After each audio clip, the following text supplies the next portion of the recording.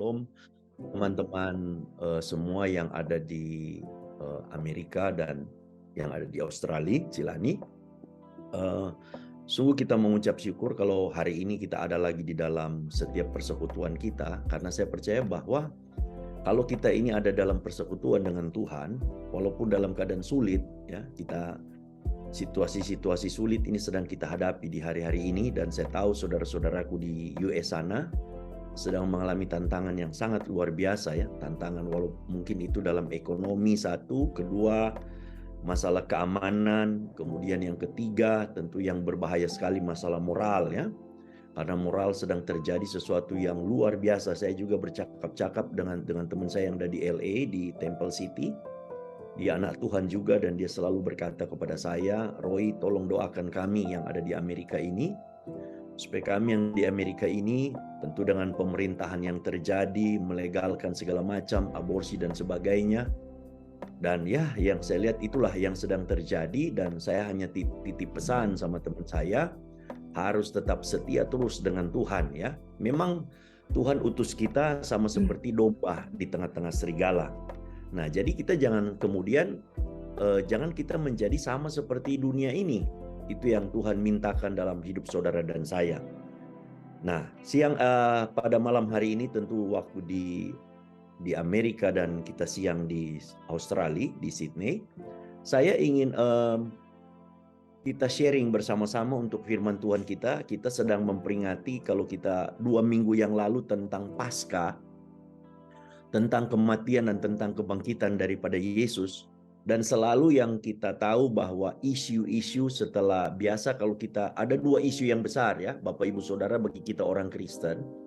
Isu yang besar itu selalu itu yang terjadi. Saya tidak tahu di Amerika, tapi kalau kita di Indonesia selalu isu yang terbesar itu yang terjadi pada momentum Yesus mati dan bangkit, kemudian ketika kelahiran Yesus. Selalu itu 2 isu yang besar, selalu kemudian berkata bahwa Yesus tidak mati, Yesus tidak bangkit. Dan biasa yang menyerang dari pihak sebelah, ya. Mereka pakai kitab-kitab mereka kemudian menyerang seperti itu, kemudian mengatakan bahwa isu yang kedua bahwa Yesus itu tidak lahir. Kemudian Yesus lahir bukan tanggal 25 Desember, kemudian kita terjadi perdebatan yang panjang. Nah, tentu sedikit saya mengulas sedikit tentang masalah tentu sejarah. Kita tutup sedikit tentang Alkitab kita. Kalau kita, ini saya sedikit berikan tips kepada Bapak Ibu Saudara, kalau mungkin ada teman-teman dari pihak yang seberang, kemudian mereka berkata bahwa Yesus tidak mati, kemudian Yesus itu cuma digantikan, Yesus tidak bangkit. Nah, tadi saya katakan dengan ekstrim kita berkata tutup kitab kita, karena kalau kita pakai kitab kita, pasti tidak akan titik temu. Kemudian kalau kita pakai kitab mereka juga tidak akan titik ketemu. Nah, kita kembali, kita lihat sejarah. Kalau lihat sejarah itu, saya membaca buku sejarah dari seorang sejarawan Yahudi yang bernama Josephus Flavius, dan kemudian ada sejarawan dari Roma yaitu Cornelius Tacitus. Itu mereka dua ini menuliskan bahwa mereka ini penulis sejarah itu di tahun 93, ya, setelah kematian, setelah Masehi, ya. Tahun 93 itu mereka menuliskan bahwa benar terjadi bahwa itu Yesus disalibkan, dan mereka ini tidak percaya kepada Yesus. Tapi mereka berkata, kalau Cornelius Tacitus itu dia berkata bahwa di masa pemerintahan Kaisar Tiberius, Prokuratus daripada Pontius Pilatus, itu ada Yesus dari Nazaret itu disalibkan. Begitu juga dengan Josephus Flavius, itu sejarawan daripada Israel, bangsa Yahudi, dan mereka mengatakan bahwa 3 hari kemudian dikatakan bahwa Yesus itu bangkit, sehingga Josephus Flavius kemudian berkata, mungkinkah itu Mesias? Jadi kalau kita tutup Alkitab kita dan kita lihat kitab sejarah, itu pasti terjadi. Karena itu tertulis dalam kitab sejarah, sehingga hari ini Bapak Ibu Saudara kita bangga, ya, karena kita punya kitab yang namanya Alkitab. Ini adalah benar-benar kitab yang datangnya dari Tuhan.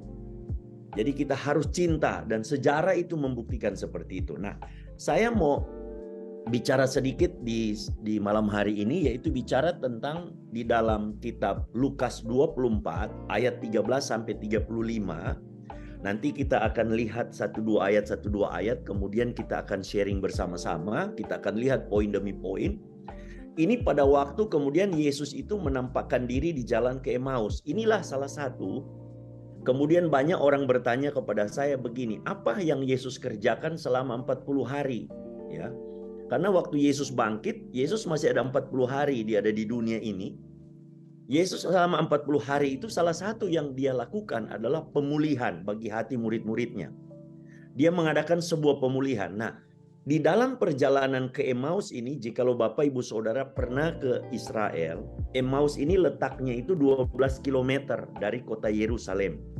Nah, yang menarik di sini dikatakan, kita lihat dulu di dalam ayat 13 sampai ayat 15, dikatakan pada hari itu juga dua orang murid-murid Yesus pergi ke sebuah kampung bernama Emmaus yang terletak kira-kira 7 mil jauhnya. Kalau 7 mil kurang lebih 12 kilo ya.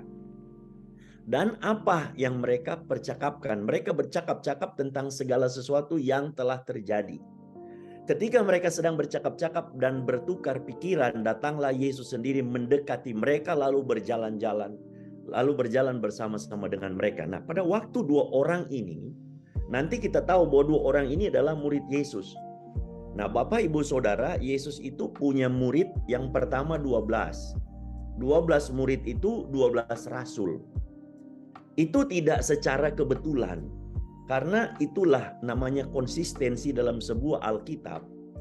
Bahwa Allah itu konsisten. Dia bicara di perjanjian lama sama dengan perjanjian baru. Nah, 12 rasul ini, 12 murid ini bicara tentang mewakili 12 suku Israel. Jadi memang Bapak Ibu Saudara, kita ini yang namanya orang Kristen tidak luput dari namanya, kita ini pasti akan lihat semua ke Israel. Karena Yesus itu dari sana, ya. Jadi Yesus itu karyanya itu mulai dari sana. Nah, kemudian yang terjadi dikatakan ada 70 murid ya. Bapak Ibu Saudara kan pernah dengar 12 murid, 12 rasul, kemudian 70 murid.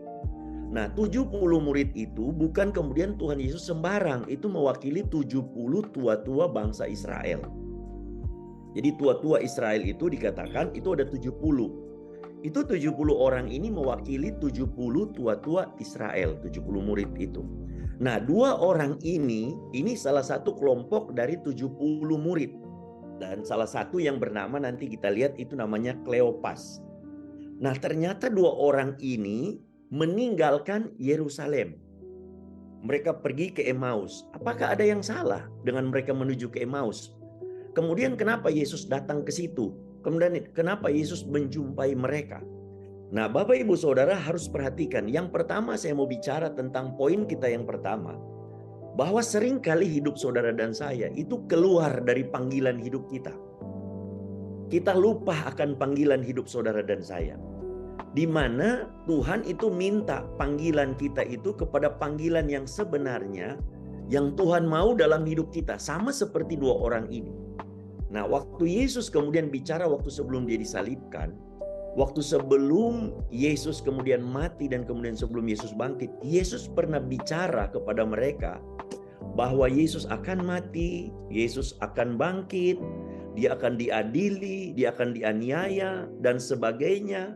Kemudian Yesus berpesan kepada mereka bahwa pada waktu setelah saya bangkit, Yesus mati, mereka harus tetap tinggal di Yerusalem dan mereka harus berkumpul berdoa bersama-sama sampai diperlengkapi oleh kuasa Roh Kudus. Nah, itulah salah satu alasan daripada Tuhan Yesus datang menjumpai mereka berdua ini, karena dua murid ini kemudian meninggalkan Yerusalem menuju ke Emmaus. Itu Yesus kemudian datangi mengembalikan panggilan mereka, bahwa mereka ketika menjadi murid Yesus, bahwa panggilan hidup mereka adalah harus kembali berjalan di dalam jalan Tuhan. Nah, ini yang menarik akhirnya bahwa kita hari ini kadang-kadang ketika kenapa kita harus kumpul persekutuan seperti ini? Kenapa kita harus kumpul dengarkan firman Tuhan? Karena mungkin ada sesuatu yang mulai keliru. Mulai ada sesuatu yang salah dalam pandangan hidup kita, dalam kekristenan kita. Nah, kemudian akhirnya yang terjadi adalah firman Tuhan ini ketika Firman Tuhan kita dengar, firman Tuhan ini akan mengembalikan kepada panggilan kita yang sebenarnya. Itu yang pertama. Nah, kemudian yang kedua, dikatakan dalam ayat yang ke-16, tetapi ada sesuatu yang menghalangi mata mereka, sehingga mereka tidak dapat mengenal Yesus. Kemudian dikatakan Yesus berkata kepada mereka, apakah yang kamu percakapkan sementara kamu berjalan? Jadi dua orang ini Bapak Ibu Saudara lihat, mereka nggak tahu kalau itu Yesus. Kemudian maka berhentilah mereka dengan muka muram. Mereka nggak ngeh kalau itu Yesus. Nah, ayat 18, seorang dari mereka namanya Kleopas menjawab kepada Yesus, adakah engkau satu-satunya orang asing di Yerusalem yang tidak tahu apa yang terjadi di situ pada hari-hari belakangan ini? Nah, Yesus masih nanya, kata Yesus kepada mereka, apakah itu? Jawab mereka, kamu nggak tahu apa yang terjadi dengan Yesus orang Nazaret. Dia adalah seorang nabi yang berkuasa dalam pekerjaan dan perkataan di hadapan Allah dan di hadapan seluruh bangsa kami. Ayat 20, tetapi imam-imam kepala dan pemimpin-pemimpin kami telah menyerahkan dia untuk dihukum mati dan mereka telah menyalibkannya. Saudara perhatikan ayat 21 ya. Padahal kami dahulu mengharapkan, saudara lihat pengharapan dari dua orang ini kepada Yesus ya. Bahwa dialah, Yesuslah yang datang untuk membebaskan bangsa Israel. Jadi ternyata pengharapan dua orang ini bahwa Yesus yang mereka harapkan itu membebaskan bangsa Israel dari penjajahan Romawi. Itu pengharapan mereka. Tapi yang terjadi mereka kecewa. Mereka kecewa karena apa? Ternyata yang mereka harapkan, mereka lihat Yesus membangkitkan orang mati, Yesus kemudian merubah 5 roti 2 ikan memberi makan 5.000 orang, Yesus berjalan di atas air. Tapi kemudian mereka lihat Yesus mati. Tapi mereka tidak kemudian percaya bahwa Yesus bangkit. Jadi sehingga akhirnya karena keputusasaan mereka inilah mereka meninggalkan Yerusalem, mereka lupa akan perkataan firman. Nah, ini yang seringkali pengharapan, ini poin saya yang kedua. Pengharapan kita kepada Yesus itu pengharapan yang seperti apa, Bapak Ibu Saudara? Nah, seringkali pengharapan kita kepada Yesus itu hanya pengharapan yang sepertinya berkat, mujizat gitu loh, ya kan? Nah, saya senang seperti ini kalau saya dengar tadi ketika sebelum kita komsel ini, sebelum kita fellowship ini, saya berbincang-bincang dengan Brother Patrick. Dia berkata dia baru di layoff dari ini pekerjaan, kemudian sekarang tapi puji Tuhan sekarang diterima kembali ya. Nah, saya lihat begini, orang kalau benar-benar dia meletakkan pengharapan itu kepada Yesus, bukan kepada mujizat, kepada berkat. Sekalipun ada badai, sekalipun ada persoalan, tantangan dalam hidup dia nggak mungkin berkeluh kesah. Tapi dia tetap mengucap syukur. Itu yang tadi juga saya dengar dari Brother Patrick. Dia tetap mengucap syukur. Itu yang Tuhan inginkan.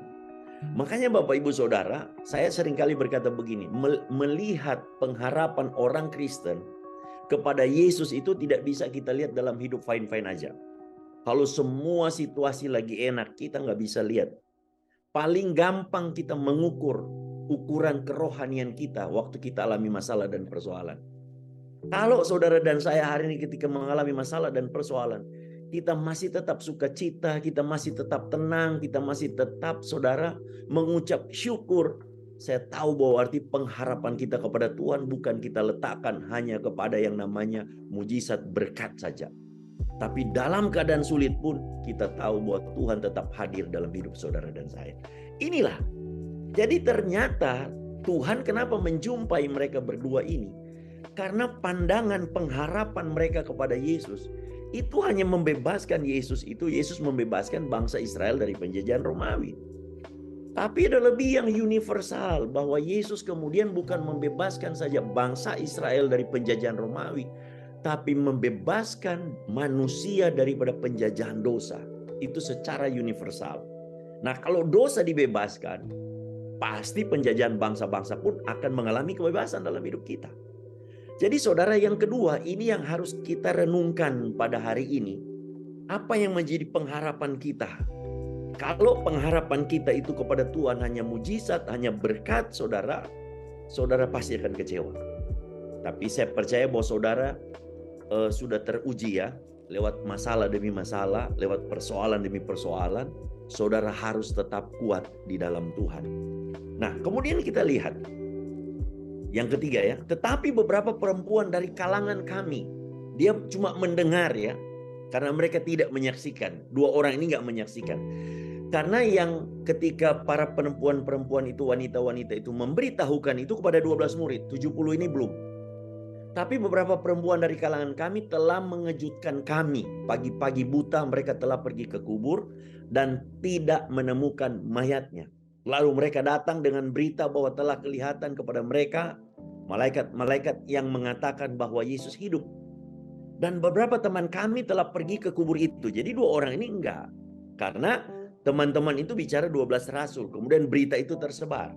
Dan mendapati bahwa memang benar yang dikatakan perempuan-perempuan itu, tetapi dia tidak mereka lihat.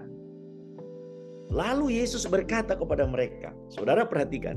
Lalu Yesus berkata kepada mereka, hai kamu orang bodoh, betapa lambannya hatimu, sehingga kamu tidak percaya segala sesuatu yang telah dikatakan para nabi. Saudara perhatikan, ketika seseorang itu putus pengharapan, ketika seseorang itu no hope, hopeless, saudara, kita lihat apa yang Yesus kerjakan. Yesus nggak ngomong begini kepada dua orang ini, ini aku ini loh Mesias, masa kamu nggak tahu aku Yesus? Nggak, Yesus nggak ngomong begitu. Dia nggak ngomong begitu. Saudara perhatikan, dia bilang begini, ayat 26. Bukankah Mesias harus menderita semuanya itu untuk masuk ke dalam kemuliaannya? Ayat 27 saudara perhatikan. Lalu Yesus menjelaskan kepada mereka apa yang tertulis tentang dia dalam seluruh kitab suci, mulai dari kitab-kitab Musa dan segala kitab nabi-nabi. Jadi saudara perhatikan, kita lihat hari ini begitu kita itu yang namanya hopeless, putus pengharapan, sama seperti dua orang ini, Yesus kemudian mengembalikan pengharapan itu kepada kebenaran. Nah, jadi dari sini kita lihat bahwa ini bicara kebenaran, bicara firman Allah. Jadi kalau Bapak Ibu Saudara kita sedang putus pengharapan, sedang hopeless, saudara harus kembali kepada firman Allah. Saudara harus baca firman Tuhan. Karena hanya firman Tuhan inilah yang membuat pemulihan dalam hati saudara dan saya. Tidak ada satupun yang namanya nasihat-nasihat di muka bumi ini yang kemudian bisa memulihkan hati kita. Hanya firman Allah. Makanya gereja kita ini base itu punya yang namanya program namanya Back to Jesus Teaching, kembali kepada ajaran Yesus. Dan kemudian kita lihat, saya lihat ada satu, saya dikirim sama Pak Fengki itu ada YouTube dari interview kepada Elon Musk. Ternyata Elon Musk kemudian buat satu statement waktu diwawancara. Kemudian Elon Musk berkata bahwa pengajaran yang paling hebat di muka bumi ini adalah pengajaran Yesus. Dia bilang bagaimana Yesus mengajarkan tentang kasih. Saudara bisa bayangkan. Back to Jesus teaching. Ya. Ini akhirnya Elon Musk ini yang kemudian declare. Dia berkata, dia tokoh dunia. Dia berkata semua harus kembali kepada ajaran Yesus. Kepada kebenaran ini. Jadi kalau kita hari ini yang namanya kita sedang putus pengharapan, sedang hopeless, sedang tidak ada sesuatu apapun, kita semua kembali kepada kebenaran. Dan itu Yesus tunjukkan sendiri. Walaupun dia adalah sang firman itu sendiri. Tapi dia nggak ngomong kepada Kleopas dan temannya ini, aku ini Yesus, masa kamu nggak tahu aku Yesus? Masa kamu nggak tahu aku Mesias? Dia nggak ngomong begitu. Tapi dia kembalikan kepada kebenaran. Nah Bapak Ibu Saudara, saya seringkali lihat begini. Kalau kita hari ini punya masalah, punya persoalan, kemudian kita dapat sesuatu, mungkin kita berdoa, kita dapat mimpi, dapat pernyataan, yang kemudian kita lihat menyimpang daripada kebenaran, ini harus kita waspada. Jangan-jangan setan masuk dalam pikiran kita. Jadi kita lihat, jadi setiap apapun yang kita tahu dari sesuatu yang kita dapat, dari mimpi, dari pernyataan, dari sesuatu, semua tidak boleh yang namanya menyimpang dari kebenaran. Karena Yesus pun dia tetap konsisten, dia berjalan di dalam kebenaran. Jadi yang ketiga, bahwa kebenaran itu yang mengembalikan yang namanya pengharapan dalam hidup saudara dan saya. Jadi semua itu harus kembali kepada pengharapan. Nah, kemudian yang keempat, yang terakhir, Mereka mendekati kampung yang mereka tuju, lalu ia berbuat seolah-olah hendak meneruskan perjalanannya. Ayat 29, tetapi mereka, yaitu Kleopas dan temannya, sangat mendesak kepada Yesus, katanya, tinggallah bersama-sama dengan kami sebab hari telah menjelang malam dan matahari hampir terbenam. Lalu masuklah Yesus untuk tinggal bersama-sama dengan mereka. Waktu Yesus duduk makan dengan mereka, ia mengambil roti, mengucap berkat, lalu memecah-mecahkannya dan memberikannya kepada mereka. Ayat 31, saudara perhatikan, ketika itu terbukalah mata mereka dan mereka pun mengenal dia, tetapi ia lenyap dari tengah-tengah mereka. Nah, dari sini kan kita lihat bahwa ternyata mereka ini mengenal Yesus itu dari mujizat. Mereka mengenal Yesus itu dari masalah makanan, roti. Mereka juga bisa mengenal Yesus karena Yesus juga mengucap berkat. Baru mereka tahu situ. Baru mereka tahu, waduh itu Yesus. Bayangkan Bapak Ibu Saudara. Mereka berjalan bersama-sama dengan Yesus. Jadi ketika seseorang itu putus pengharapan, itu bahaya sekali. Maka dia tidak pernah bisa melihat Tuhan. Sesuatu yang keluar dari mulut bibir dia pasti kecewa. Bahasa-bahasa yang skeptis. Bahasa-bahasa yang kemudian negatif, saudara. Nah, ayat 32, saudara perhatikan. Kata seorang kepada yang lain, bukankah hati kita berkobar-kobar ketika ia berbicara dengan kita di tengah jalan dan ketika ia menerangkan kitab suci kepada kita. Saudara, yang keempat nih saya bicara begini. Yang menjadi pertanyaan kita pada hari ini, apakah firman membuat hati kita berkobar-kobar?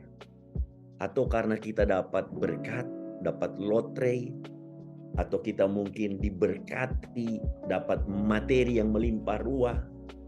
Apakah seperti itu yang membuat hati kita berkobar-kobar? Kalau hati kita berkobar-kobar karena kita dapat berkat, materi dan sebagainya, kita harus koreksi hati kita.